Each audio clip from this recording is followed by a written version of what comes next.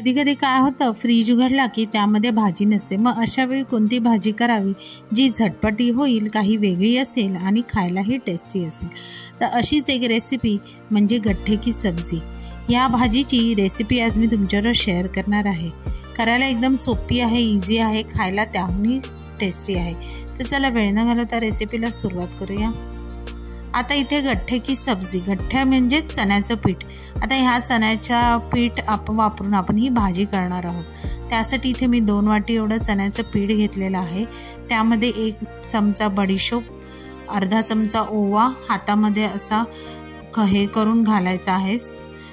नंतर त्यामध्ये धने पावडर 1.5 चमचा, जिरे पावडर 1 चमचा, हळद अर्धा चमचा, 1.5 चमचा मालवणी मसाला किंवा तुम्ही लाल काश्मीरी तिखटसुद्धा इथे वापरू शकता. चिरलेली कोथिंबीर घालायची आहे, चिमूटभर हिंग घालायचा आहे, चवीनुसार मीठ घातलेलं आहे आणि ह्यामध्ये मी 5 ते 6 चमचे एवढं थंड तेल घातलेलं आहे. आता जेवढं तेल घातलं तेवढंच आपल्याला इथे दही घालायचं आहे. आता हे सगळं सुक्कच असं आपण मिक्स करून घेणार आहोत आणि त्यामध्ये आपण पाणी घालून त्याचं घट्टसर असा पिठाचा गोळा मळून घ्यायचा आहे. आता इथे बघू शकता व्हिडिओमध्ये छान असा गोळा मळून झालेला आहे. आता त्याचे छोटे छोटे उंडे बनवायचे. उंडे बनवून त्याचे असे लांबट असे आपल्याला हे बनवायचे, रोल बनवायचे आहेत. आता इथे बघू शकता असे आपले सगळे रोल बनवून झालेले आहे. आता इथे मोठं असं कढई घेतली आहे, त्यामध्ये पाणी घेतलेलं आहे, पण पाणी थंडच घातलेलं आहे. आता ह्यामध्ये ते गट्टे सोडायचे आणि फास्ट गॅसवर गट्टे शिजेपर्यंत आपल्याला ते उकळवायचे आहेत.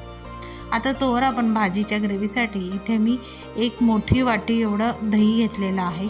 त्यामध्येच हळद, जिरे पावडर, धने पावडर, मालवणी मसाला किंवा काश्मीरी लाल तिखट वापरू शकता, गरम मसाला पावडर, चवीनुसार मीठ, हे सगळं घालून आपल्याला छान असं मिक्स करून घ्यायचं आहे. अगदी एकसारखं आपल्याला इथे हे दह्याचं मिश्रण तयार करून घ्यायचं आहे. आता आपलं दह्याचं मिश्रण तयार झालेलं आहे. आता आपण काय करूया, ग्रेव्हीसाठी एका मिक्सरच्या भांड्यामध्ये मी 2 मोठे टोमॅटो घेतलेले आहेत मीडियम साईजचे. त्याच्यामध्ये 4 हिरवी मिरची, 7 ते 8 काजूच्या पाकळ्या, 2 चमचे आलं लसूण मिरची कोथिंबीरीची पेस्ट घेतलेली आहे. ते सुद्धा आपल्याला मिक्सरमध्ये छान वाटून घ्यायचं आहे. आता फोडणीसाठी इथे मी एका कढईमध्ये तेल घालून थोडंसं जिरं घालायचं आणि वाटलेला मसाला ह्यामध्ये परतून घ्यायचा आहे. आता छान असा मसाला तेलामध्ये 7 ते 8 मिनिटासाठी सतत ढवळत आपल्याला इथे परतून घ्यायचं आहे. आता दही घातल्यामुळे आपल्याला इथे काय करायचं आहे, सतत ढवळायचं आहे.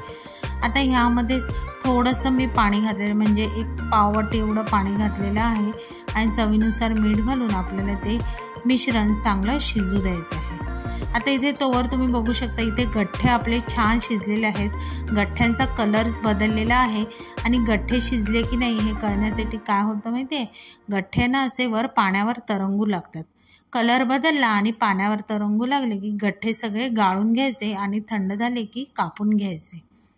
आता इथे बघा ग्रेव्हीसुद्धा आपली छान शिजलेली आहे. आता शेवटी इथे मी अर्धा चमचा एवढा गरम मसाला पावडर घातलेली आहे. आता गरम मसाला पावडर घालून त्यामध्ये आपण हे जे कापलेले गठ्ठे होते ते त्यामध्ये सोडायचे आहेत. आता सुरुवातीला तुम्हाला थोड्या वेळ ही ग्रेव्ही थोडीशी पातळ वाटेल, पण एकदा का हे गठ्ठे घातले आणि 5 ते 7 मिनिटासाठी आपण हे शिजू दिले ना की गठ्ठे जे आहे ते त्या ग्रेव्हीमध्ये छान असे मुरतात आणि ती ग्रेव्हीसुद्धा घट्ट होते. आता शेवटी इथे मी वरून कोथिंबीर घातलेली आहे आणि झाकण लावून आपण 5 ते 7 मिनिटासाठी छान असे गठ्ठे ह्या ग्रेव्हीमध्ये शिजू द्यायचे आहेत. आता 5 ते 7 मिनिटांनंतर इथे बघू शकता गठ्ठे छान असे ग्रेव्हीमध्ये शिजलेले आहेत. आपली ग्रेव्हीसुद्धा आता घट्ट झालेली आहे. आता इथे तुम्हाला आवडत असतील तर वरून हिरव्या मिरच्या घालू शकता किंवा स्किपही करू शकता. आता इथे भाजी छान शिजलेली आहे, भाजी खायला तयारसुद्धा झालेली आहे.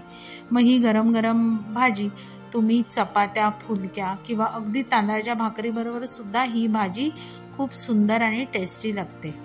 तर तुम्ही नक्की माझी ही रेसिपी घरी ट्राय करून बघा। रेसिपी आवडली तर रेसिपीला लाईक करा, शेअर करा, कमेंट करा। चॅनलवर नवीन असाल तर चॅनलला सबस्क्राईब करा आणि हां, अशाच नवीन व्हिडिओच्या नोटिफिकेशनसाठी बेल आयकॉनला प्रेस करायला विसरू नका। तोपर्यंत मस्त मस्त राहा।